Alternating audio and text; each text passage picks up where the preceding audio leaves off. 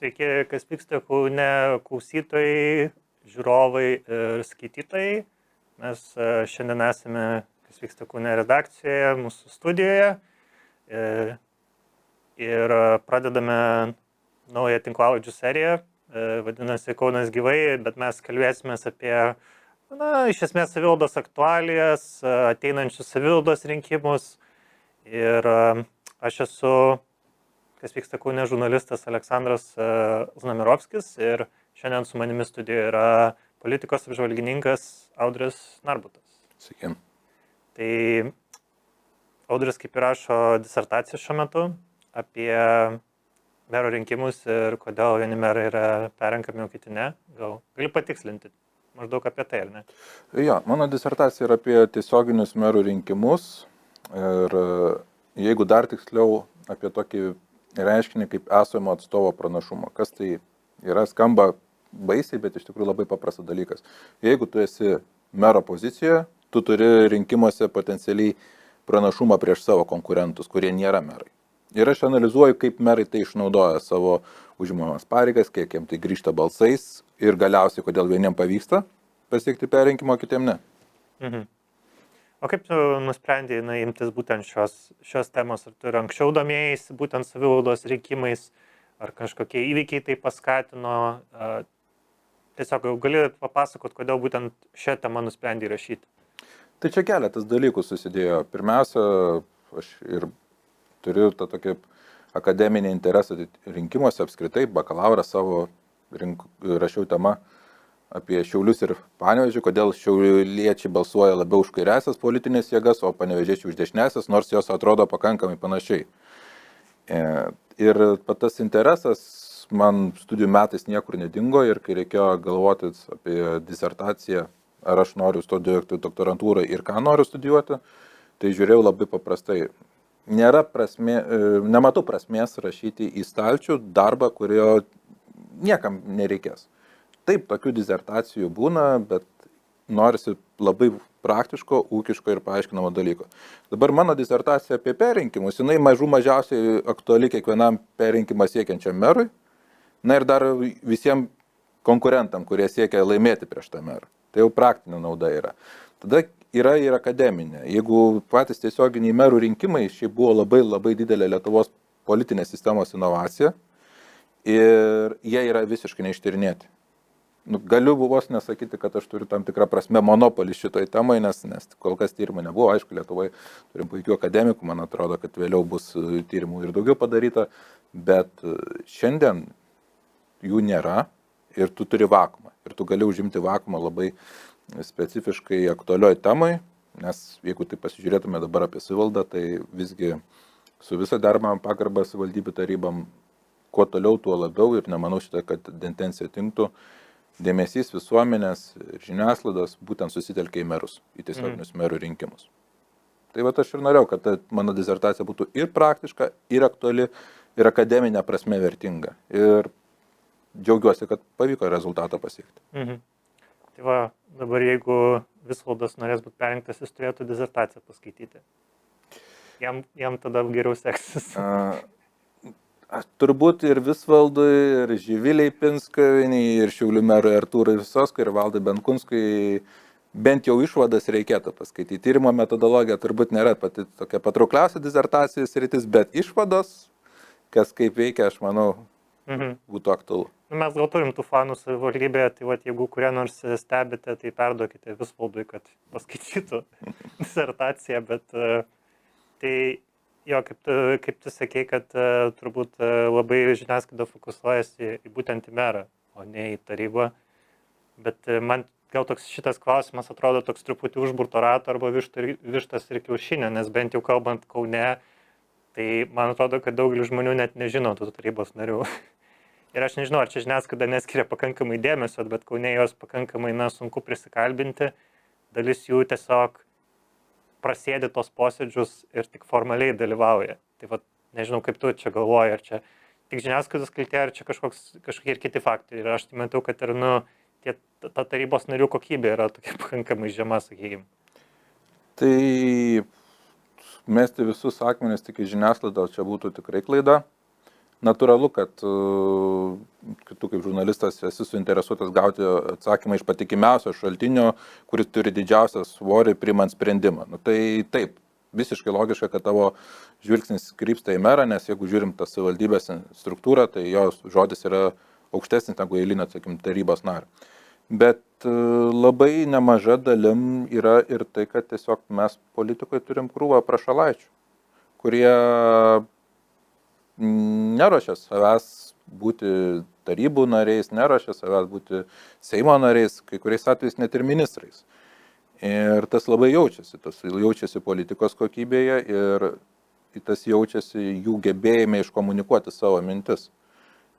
Kokį be paimsi politinį lygmenį. Savivaldoje tas dar labiau paplitę, nes mes turim 60 savivaldybių, bet net ir Seime galim tą patį procesą matyti labai aiškiai.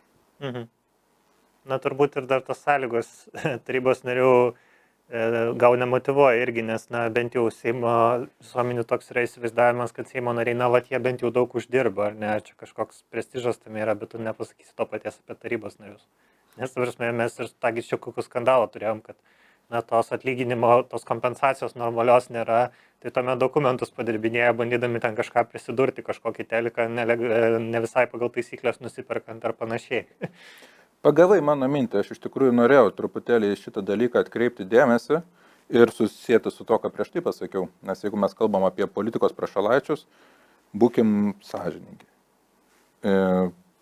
Faktiškai visų pagrindinių Lietuvos politinių partijų atstovai pateko į Čekučių skandalą ir netgi iki ministrų lygmens, netgi buvo siūlymai Ingridos Šimonytės, kad štai atsitraukia mūsų visa vyriausybė, vėliau tai neįvyko, bet rodo tikrai laipsnį pakankamai nemažą. Bet ką tai dar rodo, kodėl aš, nepabijosiu šito žodžio, aš nekenčiu Čekučių istorijos, dėl labai paprasto dalyko.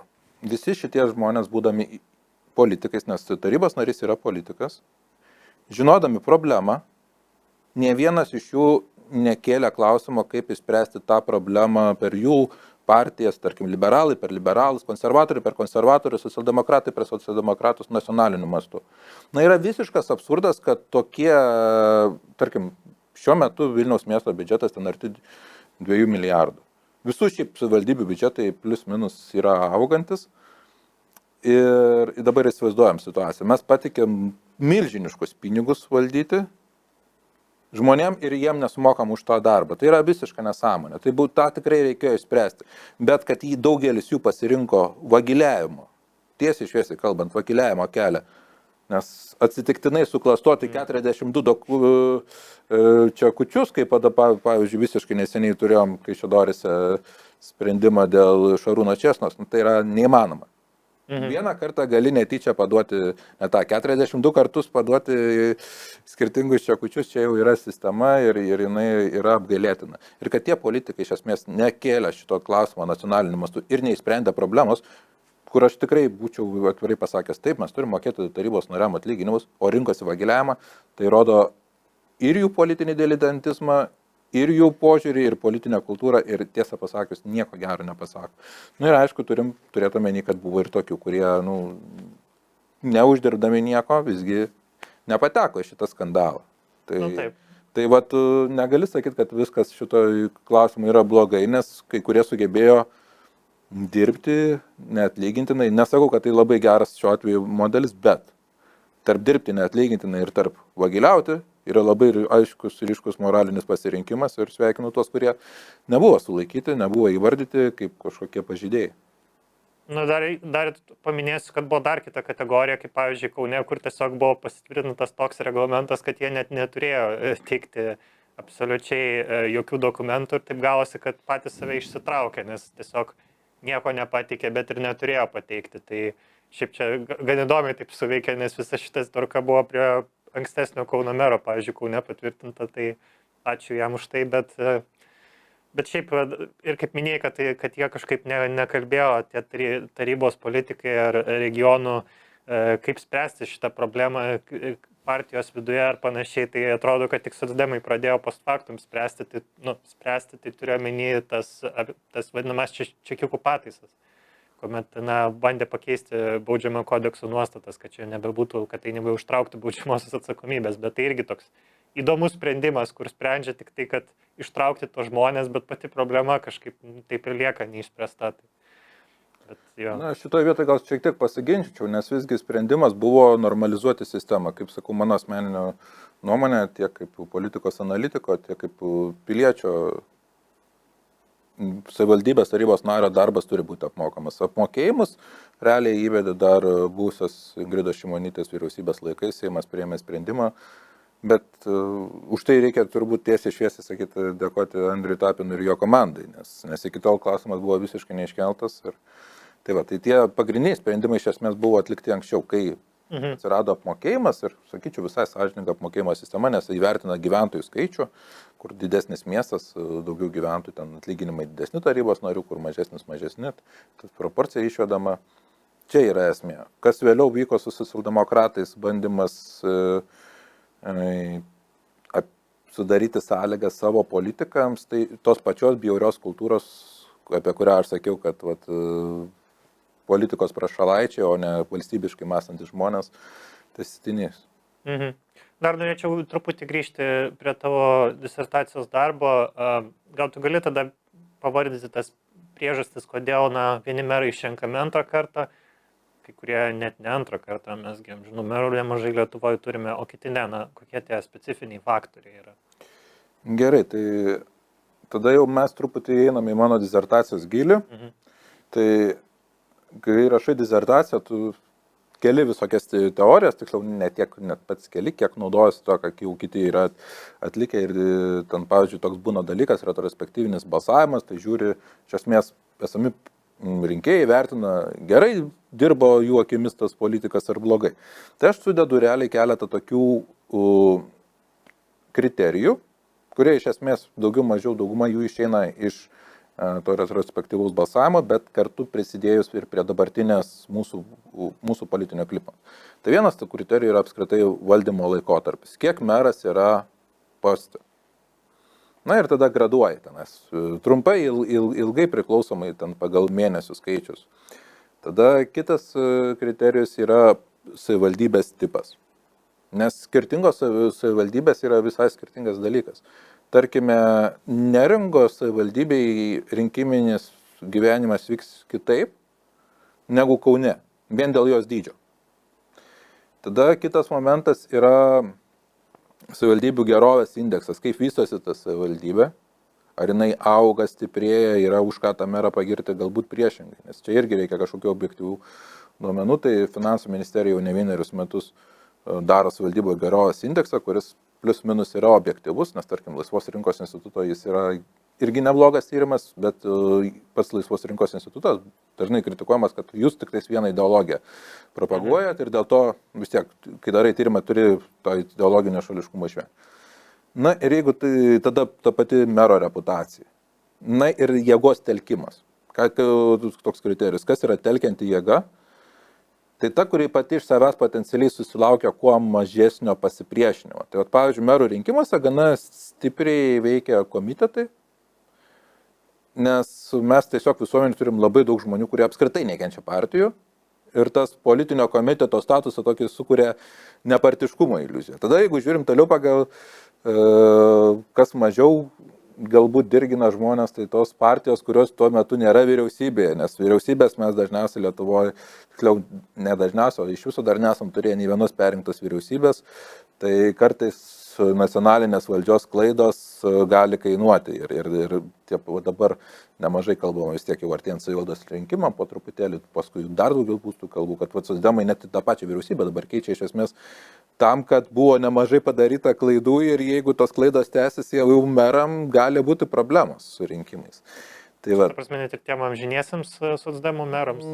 Aš nemanau, kad čia didžiąją dalim liečia amžinuosius, bet, žinai, jeigu tu esi politikas, vienas iš tavo tikslų apskritai yra išlikti, išgyventi politiniam kovos lauke, nes politika yra apie kovą, apie turinį, apie idėjų kovą. Ir jeigu atsiranda tam tikrų problemų, iš nacionalinės valdžios, kurios gali tau daryti grėsmę, nu, konkrečiai, tarkim, toks skaldantis visuomenė klausimas yra, tarkim, tos pačios lyties partnerystės, vienaip žiūrėti ar kitaip. Na ir nepaslaptis, kad turim nemažai socialdemokratų merų regionuose. Na, dauguma regionų tikrai nėra tie, kurie labai stipriai kovotų už tos pačios lyties asmenų partnerystės. Na ir dabar įsivaizduokit, išsineša socialdemokratai kaip pagrindinė vėliava, štai, mūsų dabar tikslas liko nebedaug laiko, daug nespėsim, padarom šitą. Tai ir tu esi Akmenės meras Valerijus Mitrofanovas. Ir tau konkurentai kelia klausimą, tau tą klausimą kelia visi kiti rinkėjai. Ir dažniausiai pas socialdemokratus merai taip pat yra ir partijos pirmininko pavaduotojai. Tu negali sakyti, kad aš tai čia nieko dėtas, bet čia vat yra Vilniuje valdžia. Todėl, kad būdamas partijos pirmininko pavaduotojų, tu turi jau kalbėti ir apie bendrą partijos politiką. Ir va tada tam tikrų reikalų įtraukimas, jisai gali daryti žalą. Nesakau, kad tai būtų lemiama žala, kuri iš esmės pakeistų rinkimų rezultatą, bet jeigu mes kalbam kai kuriais, tarkim, ribiniais atvejais, ten ar pirmam turė pergalę, ar galbūt pergalę antram turė, o jeigu atsiranda antras turas, tai vėl jisai turi savo specifiką, tada jau tie merai kartais kai kurie gali ir sunerimti. Tai jeigu atsakant, iš daug aš tų pavyzdžių nepriklausomų kintamųjų paminėjau, atsiprašau žiūrovų už akademinę leksiką, tiesiog priežasčių, kurios gali paveikti rinkimus. Žiūrovai, kurie su mumis nėra dabar kambaryje, jums atleidžia. Tai ja. Viskas gerai. Ja, ne, bet šiaip aš norėjau paklausti dėl, man tai atrodo, kad aš tikrai pilnai sutinku su ta įdomia pastaba, kad iš tikrųjų yra labai didelis skirtumas pačioje socialdemokratų partijoje tarp tų kažkokių regioninių veikėjų ir tarp nacionalinių veikėjų tais kai kuriais klausimais, bet man atrodo, kad ir ne dėl vienmandatininkų yra tų skirtumų, na, pavyzdžiui, Katelinas tas pats, ar ten dar kai kurie vienmandatininkai, kurie yra super konservatyvūs. Bet aš nežinau, šiaip būtų įdomu pasinagrinėti, kiek tie klausimai turi tos įtakos, nes Mitrofanovų, kaip jūs minėjot, gal ir nebūtų labai palankus tas klausimas, bet kita vertus, na, Vilniaus rajone Duchnevičius laimėjo, jisai, kiek žinau, palaiko LGBT bendruomenės teisės, jam kažkaip tas per daug nepakenkė, bet ten turbūt kiti faktoriai tose rinkimuose buvo. Nes man atrodo, Lenkų rinkimų akcija netgi bandė traukti tą faktą, kad jisai palaiko LGBT bendruomenę ar kažką tokio. Dabar tiksliai neprisimenu, bet man atrodo, buvo bandomas traukti tas faktas ir jis tiesiog visiškai neprilipo. Tai turbūt matyti įvairiai būna. Žinot, jeigu aš būčiau socialdemokratų meras ir galėčiau, įsivaizduokime, avatarą padaryti ir tapti kažkurios socialdemokratų mero, aš šiandien norėčiau būti Duchnevičiu. Dėl labai paprastos priežasties. Vat kaip paminėjau, telkianti jėga. Priklausomai nuo konteksto ten gali skirtis. Bet Vilniaus rajone yra labai didelis susiskaldimas tarp Lenkų rinkimų akcijos rinkėjų ir naujakurių, kurie atvyksta. Ir dažniausiai tai yra lietuvių kilmės, bet, aišku, ir kitų kilmių. Dabar Lietuvoje turim daug tų gyventojų, įvairių atvyksta ir migrantai. Bet vis tiek tas įtampa tarp naujakurių ir Lenkų rinkimų akcijos rinkėjų yra. Dabar jeigu tu esi tas, kuris nenori, kad Lenkų rinkimų akcija valdytų, ką tau logiškiausia yra daryti? Balsuoti už patį stipriausią kandidatą, kuris nėra Lenkų rinkimų akcijos atstovas. Natūralu, kad tai tampa dabartinis meras. Ir todėl aš net sakyčiau dabar, kad labai didelė tikimybė, kad mes turėsime situaciją, kai Duchnevič vėl bus meru.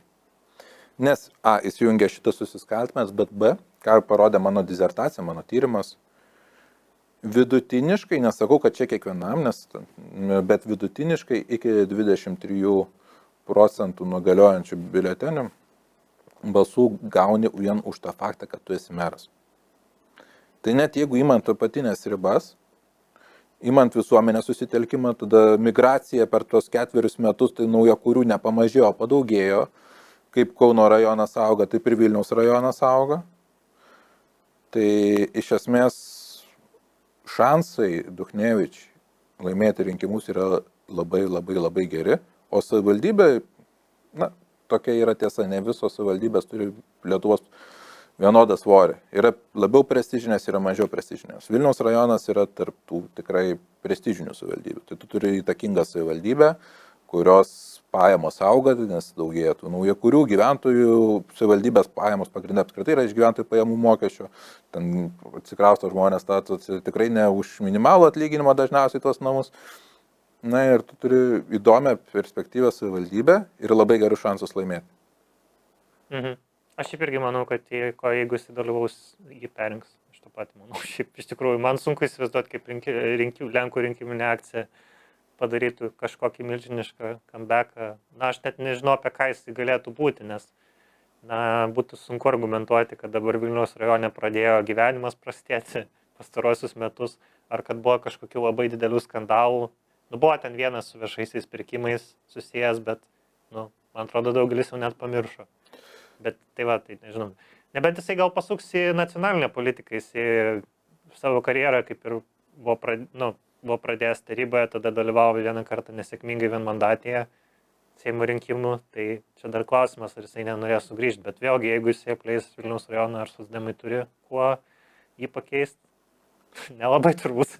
Aš asmeniškai tikrai jo vietoje neičiau. Paskutinė mano Delfi publikacija, net pavadinimas buvo Nauja vyriausybė be Duchnevičiaus, bet su 2 ideologiniais sparnais. Apie ideologijas palikim kol kas šiandien į šalį, nes mūsų tema merų rinkimai. Tai tikrai nemanau, kad jisai eitų, todėl kad jisai bent jau šiandien man sudaro pakankamai išmintingo politiko įvaizdį. Ir ką turi turėti vienas iš dalykų išmintingas politikas, jis turi turėti strateginės kantrybės. Suprasti, kada eiti, kodėl eiti ir ko pasiekti. Dabar merų kadencijos yra ribotos. Jeigu tu ir ateitum, tarkim, į tą naują vyriausybę formuojamą, nei viena vyriausybė nėra perrinkta. Ką tai reiškia? Tu geriausio atveju ateini tam labai trumpam laikotarpiui, kur po to neaišku, kaip tau seksis tuose rinkimuose. Socialdemokratam irgi atsiranda papildoma rizika, nes gali netekti pozicijų labai svarbioj. Visgi jie nėra tiek suleidę šaknis, kiek Jonavoj, kur jau, ar Marijampolė, kur jau yra tokie galingi, stiprus. Ne, čia dar labai trapu. Ir kai yra trapu, kai tu turi dramblį porceliano parduotuvėje, tai nepageidauji, kad tas dramblys lakstytų ten į visas pusės ir viską išgriautų. Ne, tu nori, kai jisai būtų švelnus, elegantiškas, per daug aštriai nedarytų. Tai ką dabar darė socialdemokratai, kai išėjo, mano vertinimu, kai išėjo kalba, kad turbūt jisai galėtų būti vienu iš ministrų, tai tiesiog jų tikslas yra parodyti Robertą Duchnevičių kaip nacionalinio lygio politiką. Kaip tu gali parodyti politiką esant jau nacionalinio lygio, tai vienas iš variantų tiesiog kalbėti apie jo dalyvavimą vyriausybei. Čia yra mano spėjimų rinkiminė technologija, protingai panaudojama laiku ir vietoje, kuri irgi gali atnešti tų balsų, nes jisai gali tada pasakyti, oi, aš, mėly gyventojai, pasiaukojau dėl jūsų, atsisakiau tokių karjeros perspektyvų, nors tos karjeros perspektyvos labai trumpam laikui, ir gauti papildomų balsų tam, apie ką mes jau kalbėjom. Man ir atrodo, šitą vietoje visai protingai skaičiuoja. Tai, bet aišku, gali būti, kad keliai nežinomi. Aš prisimenu ne taip senai ir buvau rašęs straipsnį apie preliminarius kandidatus į Kauno merus. Tai dabar jau būtų juokinga jį paskaityti, nes ten vienas iš tokių, aš kalbėjau su žmonėmis socialdemokratų partijoje neoficialiai, ir net taip pat ir iš kitų partijų, ir visi sutartinai sakė, kad kandidatų bus Robertas Kaunas.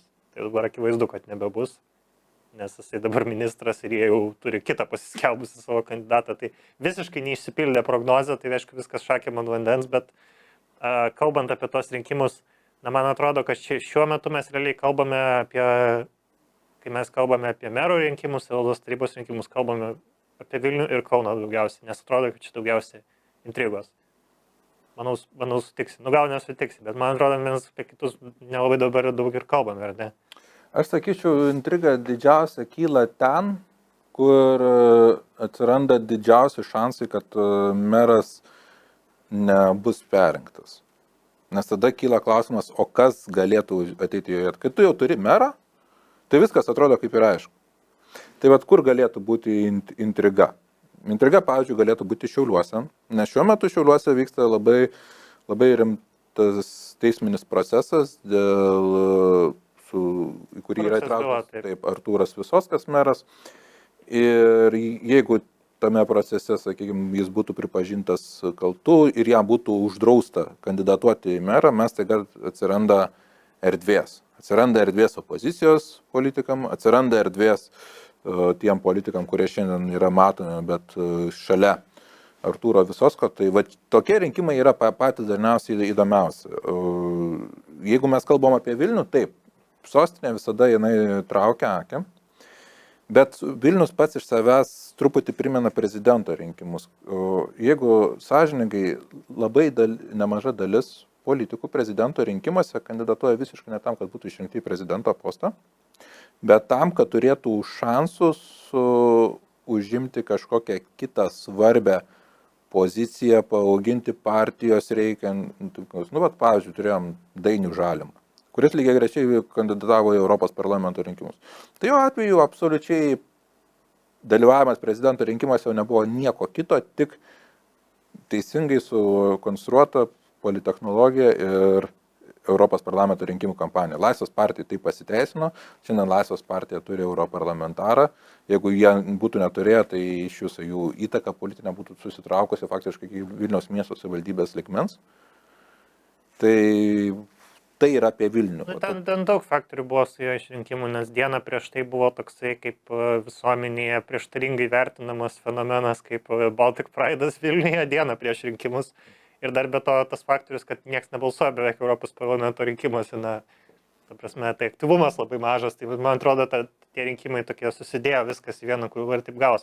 Bet ta pastaba, kad dėl to, kad atsiranda ta intriga, kuomet gali būti kažkoks naujas veidas, tai jo, gal kai jūs kalbėjot, kai tu kalbėjai, aš irgi pagalvojau tada, kad per praėjusius rinkimus Vilniaus rajono rinkimai buvo vieni įdomiausių. Žmonės tiesiog labai laukė tų rezultatų, jiems buvo labai įdomu. Buvo turbūt įdomiau negu bet kur kitur, gal net taip galima sakyti. Tai gal tikrai gera pastaba dėl Šiaulių, mes gal žiniasklaidoje dar šitą klausimą kažkaip nekėlėm, nes atrodo, kad ta byla Visocko gal netiek daug rašoma apie tai, kažkiek rašo. Nacionalinis ir LRT rašo nemažai, ypatingai žurnalistas Gintaras Šiuparys. Net aš jo tekstus ir skaičiau, bet atrodo, kad ten vienas tik ir tesidomi tą temą, gal dar regioninį žiniasklaidą, aš nesu tikras, bet pažiūrėsim, aišku, čia irgi neaišku, kada tas nuosprendis bus, dar jeigu apskūs, tai gali viskas ilgai labai užsisukti. Taip, gali ilgai užsisukti ir tikrai matysime įvairius niuansus ir visiškai natūralu ir teisinga, kad jūs truputį mažiau žiūrit, nes vis tiek esat Kauno regiono, Kauno miesto, tai pirmiausia jūsų žvilgsnis į Kauną, bet tuose pačiuose, sakykim, Kauno apskritai gimam, kad tuose pačiuose Kaišiadoryse visai neseniai, kelios dienos, priimtas sprendimas dėl mero Šarūno Ščėsnos, kad taip jisai kaltas, sumoka 6 000 eurų dydžio baudą, bet gali kandidatuoti. Jeigu tas sprendimas būtų buvęs visiškai kitoks, ko prašė prokuroras, kad iš esmės būtų apribojęs jo teisę kandidatuoti, mes būtume turėję gerokai įdomesnę rinkimų kampaniją šiame Kauno apskrities jau rajone. Ir kiek aš skaičiu apie Šiaulius, tai ten tiesiog ta byla atrodo daug sudėtingesnė negu kokia nors čekiukų. Tai tada klausimas, ar tikrai spės išnagrinėti ir kad būtų jau įsiteisėjęs kažkoks nuosprendis. Tai Sutinku. Bet jeigu mes jau grįžtam prie to principo, kad labai svarbu patiem merų rinkimam įdomumas ir kai esamas meras negali kandidatuoti, tai aš sakyčiau, į ką ilgesniai perspektyvoje ir politikai pradės kreipti dėmesį ir tikrai žiniasklaida, tai yra ribotos merų kadencijos. Šiandien yra teisės bazė tokia, kad tu daugiau 3 kartų negali būti meru. Jo, bet čia reiktų paminėti, kad čia įsigaliojo. Nuo praėjusių rinkimų, jo. Taip, nuo praėjusių rinkimų, nes mes pastoviai sulaukiam žmonių pastebėjimų, kad Krabas jau gal, o tai kodėl jis čia dalyvauja rinkimas, tai jeigu ką jisai gali ir šiuose ir dar kitose. Tai čia tiesiog žiūrovam pastaba, nes iš tikrųjų dažnai sulaukiam žmonių pastabų, kurie neįsigilino į šitą faktą, kad tai įsigalioja būtent nuo praėjusių rinkimų. Tai. Ir tai galioja apskritai nepriklausomai nuo to, kiek kartų buvai meru, nes šiaip ilgiausiai valdantis Lietuvoje meras tai yra Pasvalio Gegužinskas, kuris ten nuo 90 kažkelintų, jau net nebepamenu kelintų, tai tuo tarpu Visvaldas Matijošaitis atėjo į valdžią 2015. Tai aišku, kai mes kalbam 26 jau 11 metų, jau taip yra stažas nemažas, bet palyginus su 90, nežinau, kokį, tarkim, 4, tai jau vis tiek trukmė gerokai mažesnė. Mhm. Nu, šiaip vis tiek mes Kauno portalas esam Kaune, tai gal apie Kauną tada pakalbėkim, nes šiaip mes turime kiek dabar pasiskelbusių kandidatų. Visvaldą turime, Audrių Radvavičių iš Socdemų ir taip pat jungtinį Laisvės partijos ir Žaliųjų nevalstiečių kandidatę, tiksliau, Ievą Budraitę. Taip. Ir, kol kas Simonas Kairys dar nepasiskelbė, bet nustebčiau, jeigu liberalai turės ką nors kitą, bet ne jį. Tai kol kas taip atrodo mūsų šitą dėlionę. Tai aš pasakysiu savo nuomonę, mes turėjom tokį juokingą incidentą, kuomet, kai vėlgi referuosiu tą straipsnį, kurį parašiau praėjusiais metais, atrodo, kad praėjusiais metais apie potencialius kandidatus, mes turėjom tokį incidentą, kad vienas toks Vilniaus tarybos narys buvo ant mūsų užvažiavęs, kad mes kontroliuojame opoziciją, nes tame tekste aš buvau pakalbinęs politologą Igną Kalpoką ir jisai pasakė, kad Visvaldas laimės pirmam ture. Ir kad maždaug mes čia formuojam kažkokį naratyvą, kad opozicija nieko negali ar panašiai. Tai buvo gan juokinga iš tikrųjų sulaukti tokių pastabų, nes manau būtų sunku rasti politologą, kuris kitaip pasakytų. Bet nežinau, gal tavo nuomonė bus kitokia, mano nuomonė irgi yra tokia, kad kokie dabar nusimato kandidatai, tai nusimato pakankamai, manau, kad rezultatų prasme nuobodus rinkimai. Galbūt įdomus tik tai kažkokia kita, vėlgi galbūt jie kažkaip bandys iškilti į nacionalinę politiką kažkurie tie veikėjai iš tos pozicijos, jeigu nepasirodys labai prastai, bet nežinau, mano nuomonė konkurencija bus minimali, nežinau, kaip tau atrodo. Tai aš gal dar truputėlį dėl tos opozicijos pastabos, kad sulaukėt kritikos dėl Igno Kalpoko, nemanau, kad labai pagrįsta turėtų būti šita kritika, todėl kad šiaip jau kad Ignas Kalpokas kažkokiu tai šališku palankumu Visvaldui Matijošaičiui išsiskirtų iš Lietuvos politikos apžvalgininkų, analitikų, politologų, akademikų darančių tyrimus. Šitam tikrai to negali pasakyti ir čia, nežinau, turbūt pasireiškia opozicijos desperacija, kas irgi leidžia tam tikrus dalykus indikuoti apie būsimus merų rinkimus. Iš tikrųjų būna juokinga, nes mes dažnai sako, kad mes labai per daug kritiški savivaldybės atžvilgiu ar Visvaldo atžvilgiu, o dabar neva už jį sergam, kad jisai rinkimus laimės, bet mes tiesiog negalim visiškai ignoruoti realybės, kaip iki šiol dėliojasi rinkimai. Vis tiek mes nesakome, kad negali kiti laimėti, bet tiesiog tai tiesiog norėjau įsiterpti, bet šiaip tai atleiskit, kad pertraukiu. Tai nėra už ką, tam ir susitikome, kad padiskutuotume. Tai šiaip, kad šiandien Visvaldas Matijošaitis turi didžiausius šansus, manau, tą pripažins kiekvienas politiką besidomintis žmogus. Bet visgi, kad būtų daugiau intrigos, pasakyčiau, kad nebūtinai jisai laimės rinkimus, nes vienas momentas dabar svarbus. Ir kodėl, jeigu atkreiptume detalę įdomią, kalbėjom šiek tiek apie Vilnių, apie Kauną. Benkunskas nėra pasiskelbęs, kad kandidatuos, o tuo tarpu Matijošaitis jau pasiskelbė.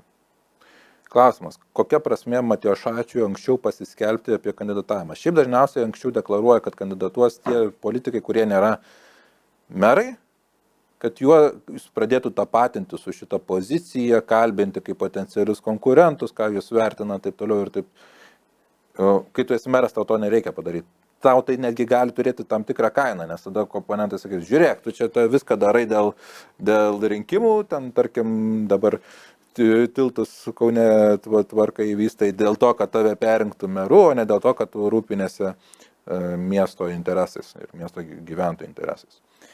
Tai šiaip yra jeigu mes pasižiūrėtume, tarkim, 19 metų rinkimų kampaniją ir 23 metų rinkimų kampaniją, rinkėjų, kurie balsuoja už Visvaldą Matijošaitį, susitraukia grubiai trečdaliu. Tai yra labai rimtas nuosmukis. Jau artėjame prie 50%. Taip, jeigu tu renki 50%, tu laimi rinkimus. Jeigu tu nerenki, tada yra kita situacija. Aš manau, kad jam būtų reputacinis smūgis, jeigu būtų antras turas, net jeigu jisai laimėtų. Kandidatai, jeigu pasižiūrėtume 23 metų rinkimus, na, irgi tuo metu buvo keliami abejotini. Reikia duoti duoklę valstiečiam ir žaliesiam, kurie iškėlė Aurelijų Verygą, kaunietį, buvusį ministrą. Nors čia nėra tikrai Kaunas, kad būtų valstiečių ir žaliųjų forpostas, tikrai niekas to nepasakys. Tuo tarpu konservatoriai, kurie dažnai deklaruoja, kad čia mūsų istoriškai yra stiprios pozicijos, mes esam Kaunus interesuoti, kėlė Vytautą Juozapaitį, kuris, tiesiog buvo komedija dėl jo deklaracijos ten gyvenamosios vietos pas Spartietę, nes iš esmės net būsto neturi. Tai tie dalykai žalos padarė. Jeigu pasižiūrėtume, kas nuo to momento dar įvyko, tai tarkim Juozo Kriaučiūno apdovanojimas už nuopelnus Kaunui, tai yra tragedija, nuoširdžiai pasakysiu. Galbūt darbus autokausta atlieka ir gerai, čia jau nesu ekspertas vertinti. Bet kai mes turime žmogų, kuris aiškiai yra įvardyjamas, kad davė kyšį būsiam Kauno miesto administracijos direktoriui ir po to jis apdovanojamas už nuopelnus Kaunui, tai yra baisu. Tai yra visiškai baisu ir tokių jautrių taškų turi. Dabar, jeigu atsiranda stiprus kandidatas, bet tikrai stiprus, kuris truputėlį, būtų panašus kaip Matijošaitis, bet labiau atsiribojęs nuo kažkokių ten verslo santykių su Rusija, bet atėjęs iš verslo, jisai galėtų sutelkti tuos balsus, kurie šiandien yra pakrikę ir truputėlį nuimti. Nereikia nuimti ten visų visiškai. Užtenka, tarkim, 45% ir nėra meras išrenkamas pirmam ture. Tai mes jau, jeigu ten turėjom 50 kelius, 7% sumažina rinkėjų balsų skaičių, atėjęs stiprus kandidatas ir, tarkim, jis išeina antrų numerių. Tada prasideda antram ture veiksnys, kas labiau polarizuojantis, kas labiau telkiantis.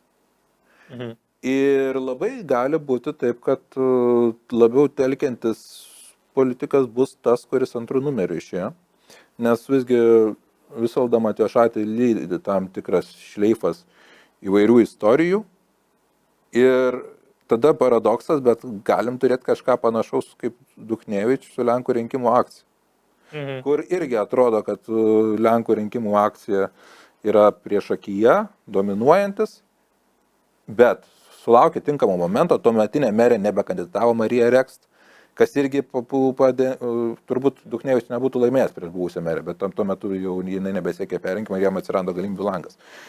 Tai čia irgi, sakyčiau, jeigu išeina kažkoks drąsus politikas,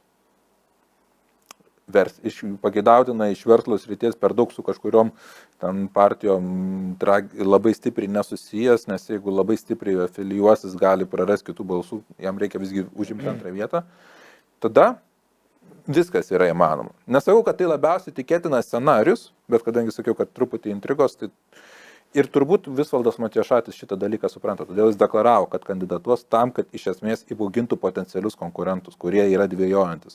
Nes pasiskelbimas kandidatų į Kauno miesto merą tai yra visgi laikinoji sostinė, antras pagal dydį miestas, kuriame susijungia daug ir vietos procesų, bet net ir tokių nacionalinių, pavyzdžiui, to pati Rail Baltica, greitieji traukiniai. Faktiškai Kauno miesto meras yra nacionalinio lygio politikas, nors ir veikia savivaldai. Ja, bet mes irgi su Ignu Kalpoku, kai aš kalbėjausi, mes irgi modeliavom šitą scenarijų, kelis skirtingus scenarijus. Tai vienas iš jų galėtų būti, kad galėtų, jeigu ne Visvaldas kažkodėl dalyvautų, nes Visvaldas tuo metu nebuvo pasiskelbęs, kai mes kalbėjomės, kad gal tai būtų koks nors vienas iš jo sūnų, gal tarkime, arba dar vienas scenarijus, būtent tas, apie kurį jūs kalbat, kad ateis kažkoks žmogus iš verslo aplinkos, gal ne tiek su politika susijęs. Ir gal tada jam pavyks pakonkuruoti, bet ta problema, kaip sakot, jeigu pasiskelbs, tai čia labai didelį svorį neša ir jeigu jam nepavyktų tapti meru, tai mes žinome, kas atsitinka po to Kaune žmonėms, kurie stoja Visvaldui ant kelio atsistoja, tai po to pradeda strikti projektai, tarkime. Ta prasme, vėlgi, nenoriu sakyti, kad bus kažkaip ten baisiai susidorota, bet gali būti, kad bus, tarkime, pradės strikti statybų leidimų išdavimai ar panašiai. Nenustebintų per daug. Tai nežinau, Ignas Kalpokas pasakė tokią mintį, kad nepasito, kad Visvaldas pats atėjo iš verslo aplinkos, bet prie Visvaldo ateiti žmogui iš verslo aplinkos jau yra ne tas pats kaip prie Kupčinsko. Tai aš kažkaip irgi manau, kad sunkiai įsivaizduoju, kad tikrai atsiras toks charizmatiškas, koks verslininkas per daug su politika nesusijęs, kuris išbėgs į aikštelę. Jeigu išbėgs, tai bus įdomiau. Jo, tie rinkimai tikrai gali būti įdomesni, bet turbūt toks žmogus, kuris jau ir sukūręs verslą ir toliau, ką mes sakom, jis jau bus įsiskaičiavęs. Tai jam mūsų pokalbis jam nebūtų naujiena, jis greičiausiai apmąstymuose visus šitos dalykus įsiskaičiavo ir jis tada irgi pagalvos, ribotos kadencijos, gal man protingiau dar truputėlį luktelėti. Galbūt Visvaldas man nėra kažkoks asmeninis priešas, kad mano didžiausia svajonė būtų ištraukti Kauną, kad būtų apskritai kitas vadovas. Jeigu aš esu verslininkas dar pakankamai jaunas, gal mano apskritai tikslas yra tapti tiesiog Kauno miesto meru. Ir va tada labai gali būti, kad kai jau nebekandidatuos, tarkim, ar dėl amžiaus kituose rinkimuose, nes gali būti tokių dalykų, ar dėl to, kad tiesiog ribotos kadencijos įsijungia, tada daugiau šansų, kad toksai politikas iškiltų. Ir... Man atrodo, mes kartais, kai kalbam, ne mes konkrečiai, bet kartais, kai kalbam apie savivaldą ir merus, tai truputį kartais nuvertinam tą žmogišką faktorių, nes man atrodo, kad, Kalpokas buvo man tą irgi minėjęs, kad kai kurie žmonės gal taip pat Visvaldą mato kažkiek dalį savęs, kad jisai toks atrodo kaip prasisukęs verslininkas kažkoks sėkmingas. Kartais jisai šiek tiek chamiškai su žiniasklaida bendrauja ir žmonėm gal ir tas kartais patinka. Tai čia irgi toks atviras klausimas, ar bus tas kitas žmogus, kuris turės kažkokias tokias savybės. Arba galbūt kauniečiams tai nusibodo, galbūt jie nori tokio labai tvarkingo, formalaus politiko. Čia sunku atsakyti tą klausimą. Tai... Aš manau, kad šitoje vietoje kauniečiai ir Širvintų rajono gyventojai yra gana panašioje situacijoje. Taip, jeigu esi žurnalistas, natūralu, kad reikalauja tam tikros pagarbos savo profesijoje, kaip medikas reikalauja mediko profesijoje, kaip gydytojai, aš atsiprašau, minėjau šitą pavyzdį, bet iš esmės tas negražus atsakinėjimas, nepagarba profesiniam darbui, jinai nėra geras dalykas, bet... Ne, aš turiu minėjau, jis ne tik žurnalistam yra nepagarbus, kaip jis atsiliepia apie savo buvusius kolegas, ta prasme. Tai yra, tikrai, neprofesionalų kalba, kad buvęs vicemeras ant sofos gulėjo darbo metu, į asmeninius įžeidimus perima, savivaldybės viešųjų ryšių skyrius kartais tiesiog platina pranešimus spaudai, kur tiesiog išsilieja man savo kritikų. Ar tai būtų žiniasklaidos organizacijos, ar tai buvę savivaldybės darbuotojai, kad neturi ką veikti maždaug ir prie jo kabinėjasi. Tai man tas visai užkliūva. Nes tai yra jo specifinis kalbėjimas.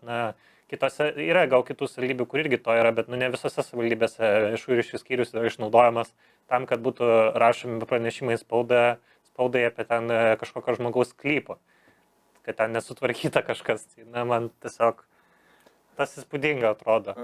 Aš pasakyčiau, kad šitoje vietoje Visvaldas Matijošaitis yra labai panašus į Donaldą Trumpą. Jis tiesiog vertina galią.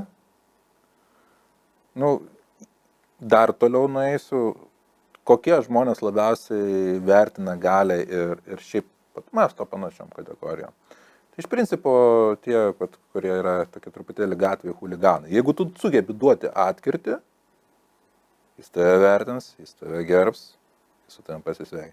Bet jeigu tu jam parodysi baimę, sudegsi 100%. Tai šitas mentalitetas tikrai jaučiasi ir net sakyčiau geriausiai atsispindi Kauno rajono ir Kauno miesto santykiuose. Nes buvo epizodas, bent jau kiek teko girdėti ir jūsų redakcijos pašlijo santykiai su savivaldybė po to, kai Kauno rajonas sugalvojo Visvaldas Matijošaitis prisijungti. Aišku, ne visą, tam tikras dalis. Ir tada finaliai nepavyko jam to padaryti. Ir dabar atrodo, kad jų santykiai yra pakankamai geri, nes kai jam nepavyko, jis įvertino, kad štai Kauno rajonas irgi turi parakos, vietos politikai turi ir patirties, ir raumenų, ir kad jie gali duoti atkirtį. Taip, nepavyko Kauno rajoną taip pervažiuoti buldozeriu, kaip tikėjosi. Tai taip ir gavosi turbūt. Tai ir santykiai pagerėjo. Dar kalbant apie tos kitus kandidatus, kaip tu juos vertini, kurie dabar pasiskelbė? Galim įtraukti gal ir Simoną Kairę, žinau, jis nėra pasiskelbęs, jeigu jis žiūri ir atsiprašau, kad taip sakau, kad tarsi būtų pasiskelbęs, nu, bet mes manom, kad turbūt tikėtina, kad jisai bus, tai tarkim, tuos kandidatus, kokie jų šansai, kaip tu manai? Priklauso nuo to, koks jų yra tikslas. Jeigu patys rinkimai, ne visada rinkimuose dalyvaujančių tikslas yra laimėti. Ir čia ne apie tai, kad, žinot, yra olimpinis principas, ten svarbu dalyvauti, bet nelaimėti. Ne. Kartais jie yra tiesiog dirbos purenimas kitiem rinkimam. Tai jeigu, tarkim, tas pats kairys turi tikslą pasiruošti vienmandatę apygardą būsimiems Seimo rinkimam ir sugauti dėmesio daugiau ir taip toliau, kas labai realu, tai, man atrodo, jo šansai yra tikrai geri. Ar laimėti prieš Visvaldą Matijošaitį jis turi didelius šansus, aš tuo abejočiau. Procentų, aš manau, parinks vis tiek. Bent jau yra žinomas, nes, pavyzdžiui, vėlgi, tarkime, dar valstiečių kandidatas nėra 100% žinomas, bet plus minus spėjama, kad tai bus kažkas iš dabar jų tarybos narių, tarkime.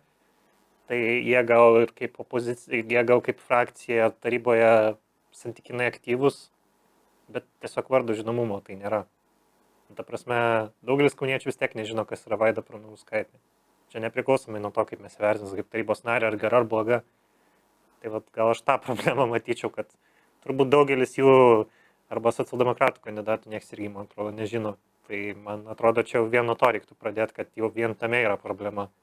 Bet jeigu taip sąžininkai, tai turbūt nemaža dalis rinkėjų nelabai žinotų ir Visvaldo Matijošaičio sąrašo. 2-3 pavardės įvardytų. Taip, apie tarybos narius tai taip. Tai yra universali problema ir kadangi ir jinai taip greitai nesispręs. Ja. Dar norėjau gal ir apie Vilnių truputį pakalbėti. Taip. Ir šiaip man atrodo kažkaip Vilnius tie rinkimai žiniasklaida dabar tapo tokie aktualūs, nors ten irgi kažkokios intrigos, kas laimės, turbūt irgi nėra labai daug palyginus. Nors mes irgi ten visų kandidatų dar nežinom realiai. Realiai jokių beveik nežinom, ar ne? Na, žinom labai senai pasiskelbusius kandidatais, kaip Aleksandras Nemunaitis. Toks, jeigu reikia matomo tarybos nario pavyzdžio, tai jis turbūt vienas iš tų būtų, kurie matomi. Ja, bet jis man primena kai kurios Kauno tarybos narius, kad jie irgi labai viešai komunikuoja apie kažkokias problemas ar kažkokio čia veiklų imasi, bet nėra to vardo žinomumo. Tai man tik tai tas atrodo.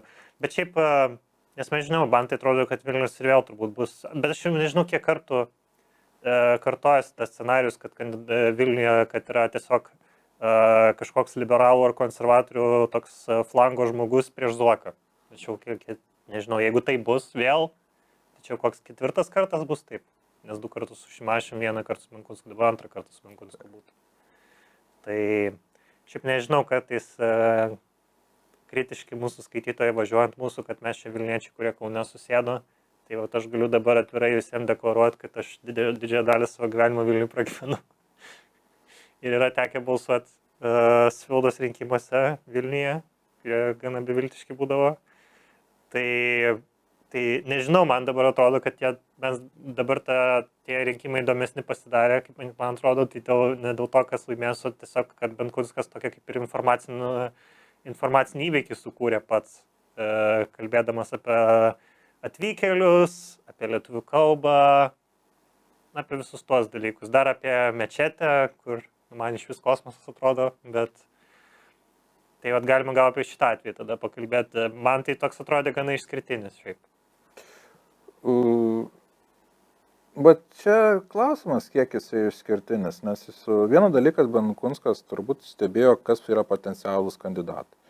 Na ir jeigu įvykiai klostysis taip, kaip jie šiandien klostosi, mes dar turim nemažai laiko, tai greičiausiai top 3 procentais balsų tikrai dar ne per anksti kalbėti, bet top 3 tai bus Valdas Benkunskas, Artūras Zuokas ir Vytautas Sinica.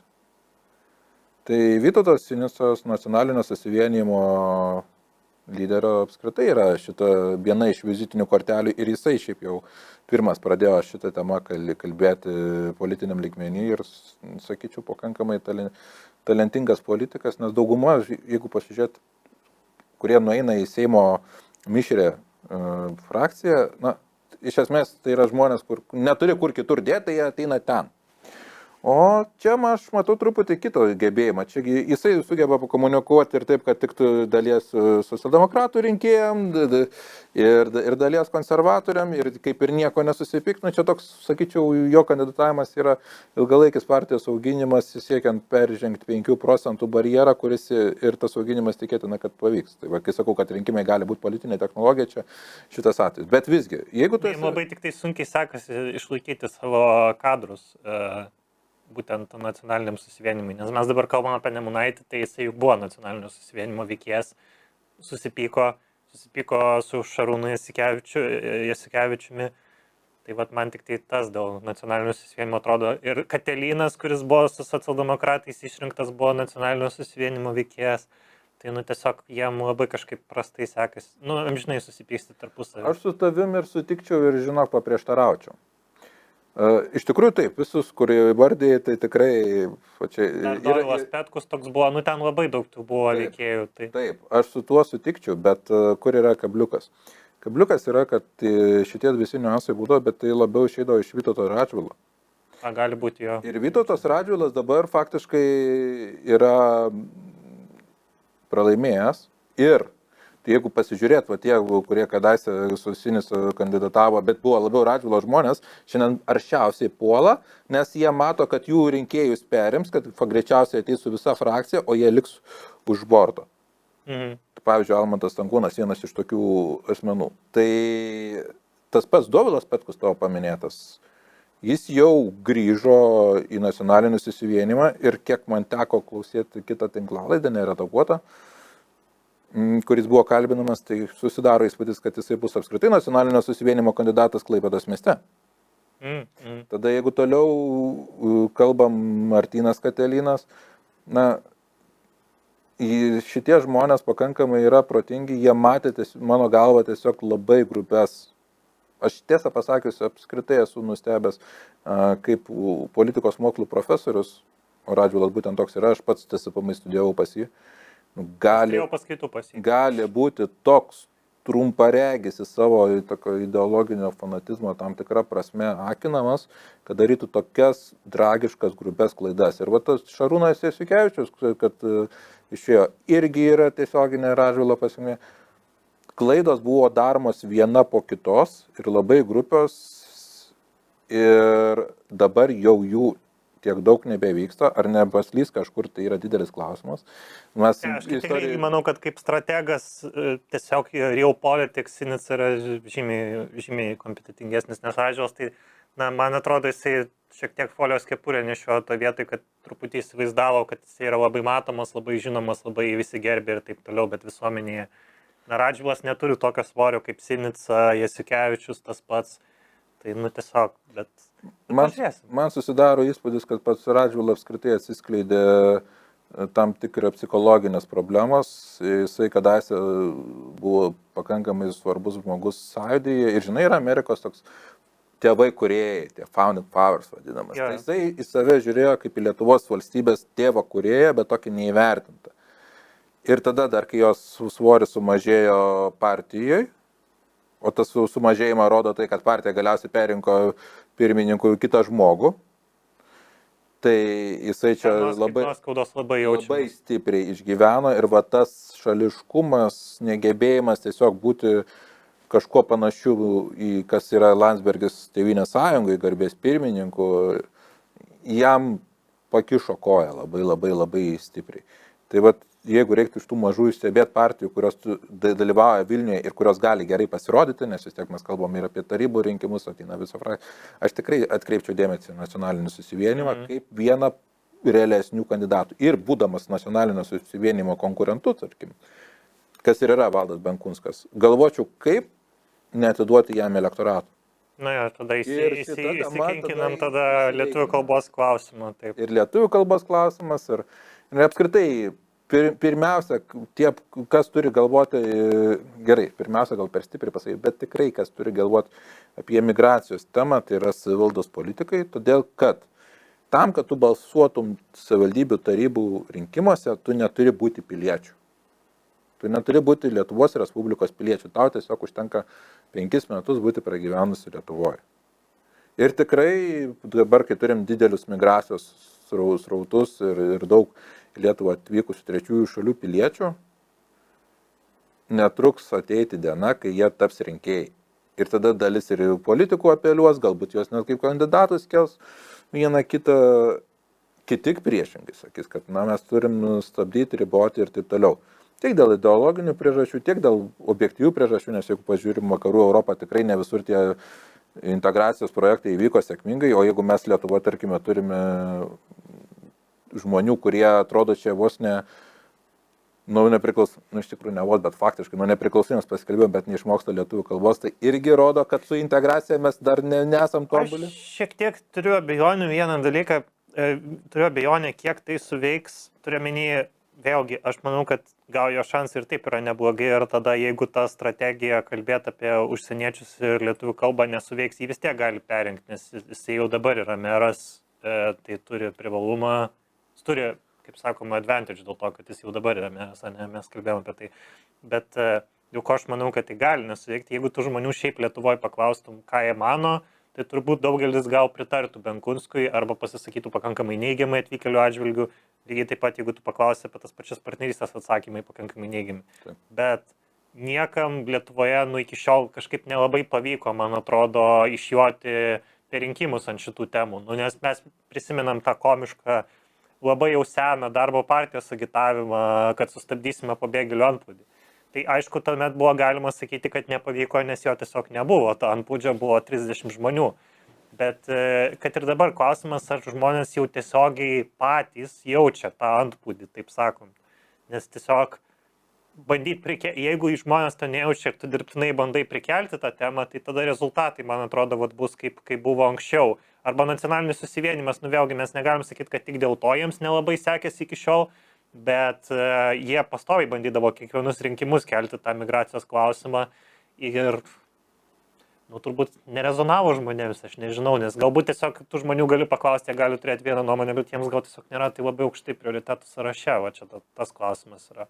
Nežinau, bet man sunku įvertinti visą tai, nes aš kai aš gyvenau, kaip minėjau, ilgą laiką Vilniuje, mano daugelis pažįstamų yra vilniečiai, tai jiems turbūt tas nėra pagrindinis klausimas, bet man sunku pasakyti, nes čia tik tai mano ratas, galbūt kitiems žmonėms tikrai yra neramu, kad labai daug tos rusų kalbos ar kažkas tokio. Nors vėlgi, man dalis dalykų, kurias kalbama, man truputį gan keistai skamba, kaip, pavyzdžiui, sako, 1 iš 10 jau yra užsienietis. Aš taip galvoju, čia tikrai labai daug, nes, tarsi, tai yra sostinė. Sostinėse dažnai yra daug. Bet tai yra ne tik sostinės, jeigu jau mes imam plačiai apie merų rinkimus, pavyzdžiui, Šiauliuose, labai gausiai. Turbūt santykių pasižiūrėjus, nustebčiau, kad tam pačiam lygmenį tai tikrai tikėtina, kad net ir daugiau. Dabar pagalvosite, šiaip šitą temą galima ir kitur išnaudoti, tarkime, Kaune dabar irgi buvo klausimų dėl Kauno mečetės, kai jie paskelbė tą įrašą, kad prašome susiturėti mūsų aplinkoje, bet kažkaip atrodo, kad Visvaldas nebandė naudotis šitą situaciją, nors tikrai galėjo, arba kažkas kitas galėjo iššokti ir pradėti kalbėti, o Dieve, kaip baisu. Nors ten, aišku, kaip suprantu, tai ten tiesiog tas įrašas buvo gana prastai kaip suformuotas, nes jie iš esmės kalbėjo apie konkretų atvejį, kad kažkas lytiškai santykiavo prie tos mečetės. Bet, vis tiek ten kažkas galėjo iššokti ir pradėti to naudotis, bet kad kažkaip to nepadarė. Gal ir gerai, kad nepadarė, bet žodžiu, man gal tas irgi atrodo ta tema gan tokia keista, kaip jis ten apie tai kalba. Bet matyt, mūsų nuomonė šitą vietą tiesiog išsiskiria, nežinau. Tai nuomonės jos gali tikrai išsiskirti. Sakau, aš asmeniškai tik pilnai suprantu, kodėl jisai kalba. Nes jeigu tu nori perimti dalį rinkėjų, jeigu tavo partijos nacionalinė politika, kai tu esi sostinės meras, tu negali mąstyti tik kaip meras, tu jau privalai mąstyti kaip nacionalinio lygio politikos. O dabar bendra Tėvynės sąjungos tematika šitą yra ir jam irgi reikia žiūrėti, kaip jisai atliepia savo valdomam krašte. Ir apskritai, kas yra sostinė, jeigu taip gerai pagalvojus, tai yra miestas, kuris labiausiai yra įsipareigojęs už šitos valstybės išlikimą, valstybingumą ir netgi tam tikrą prasme ir tautiškumą. Mhm. Nes jeigu pasižiūrėt taip labai jau grubiai, bet iš truputį paukščio skrydžio, tai kodėl iš esmės mes turim Vilnių kaip sostinę? Tai yra istorinė atmintis. Dėl to, kad mes jį laikėm sostinę.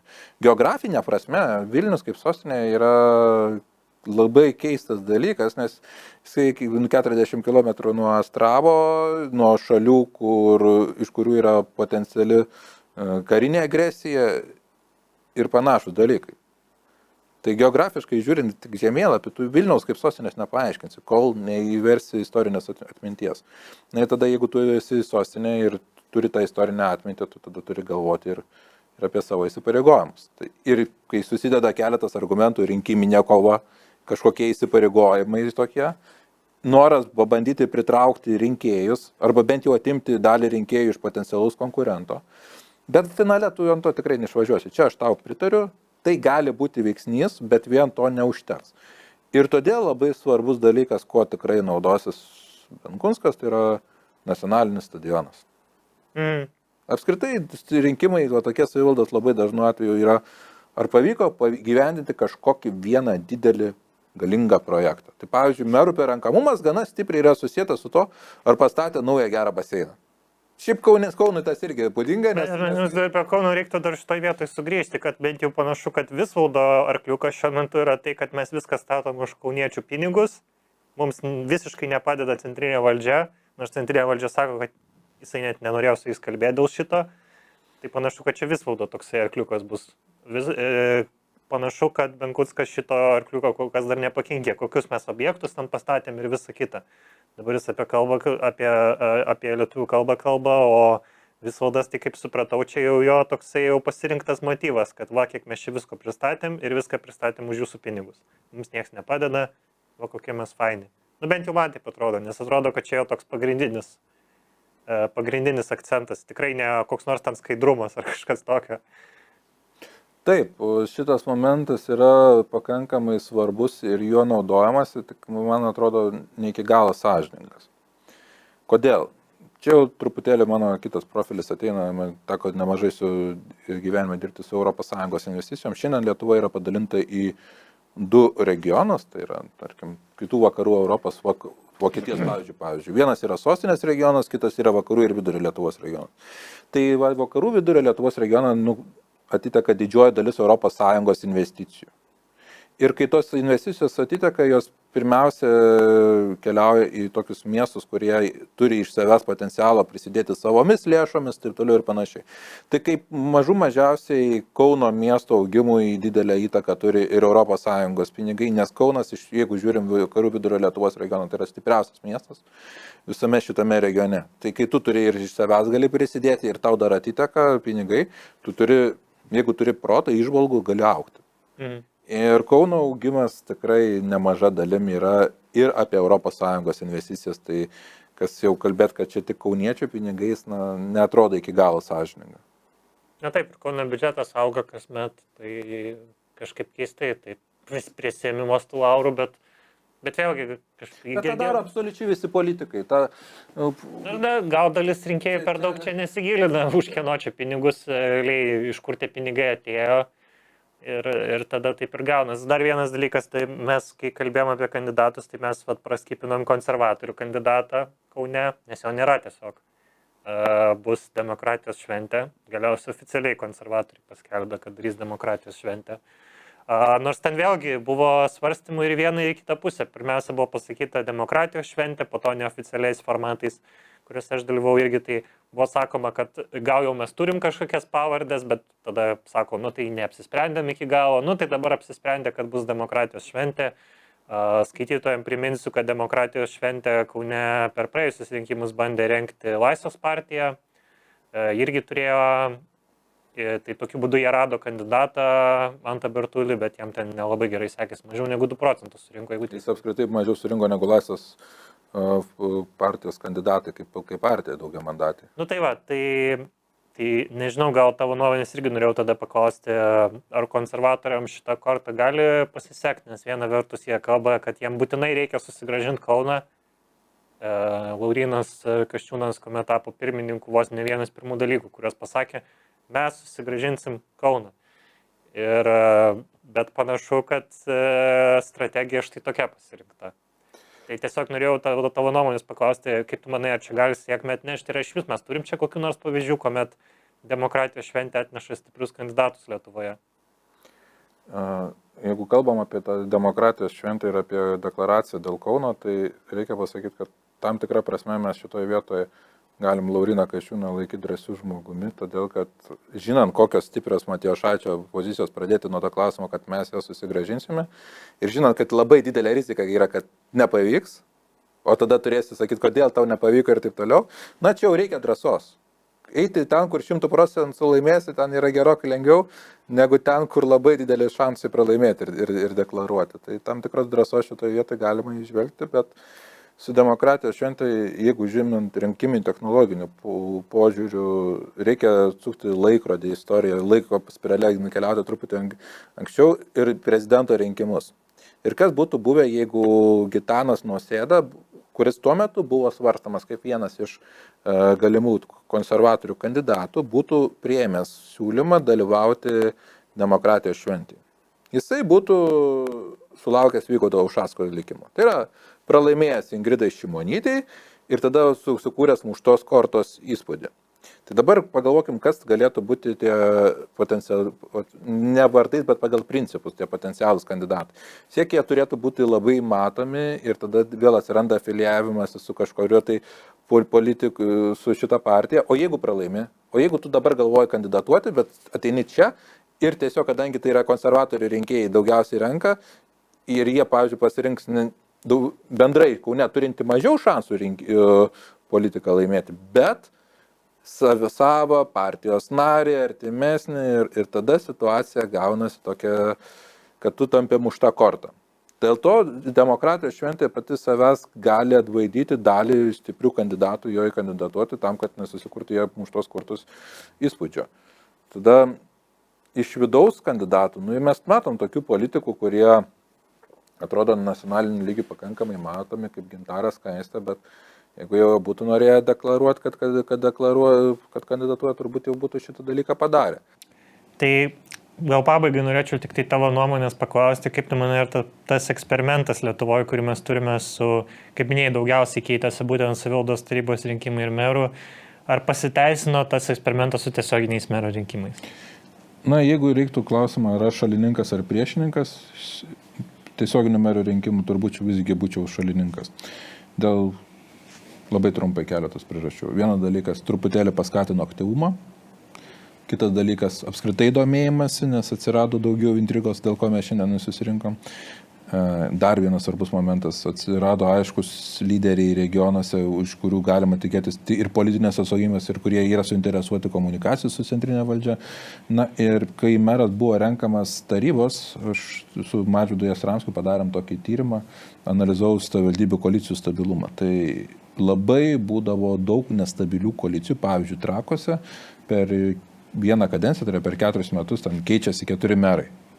Na ir įsivaizduok, koks gali būti darbinis kontekstas, kai visi visus išdavė, visi su visais susipykė. Ir kai tu mero postas yra jau išrenkamas tiesiogiai, viskas. Šitoje vietoje tu ten kažkokį valdžią nuversi, tu turbūt nenuversi ir būsi suinteresuotas dirbti koalicijoje. Kur svarbu yra stabdyti, kad neatsirastų per daug karaliukų.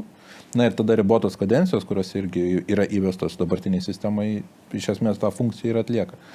Aišku, kai kurie karaliukai reikia tiesioginių merų rinkimų iškilo. Na, apie karaliukus gal dar vėliau atskirai pakalbėsime, tai dėkui tau už skirtą laiką ir dėkui klausytojams, kurie su mumis buvo visą tinklalaidę, tai dėkojame jums, kaip minėjau pradžioje, nebus vienalaikis bandymas, planuojame dar sugrįžti, tai likite su mumis. Ačiū Aleksandrai, ačiū mėly žiūrovai.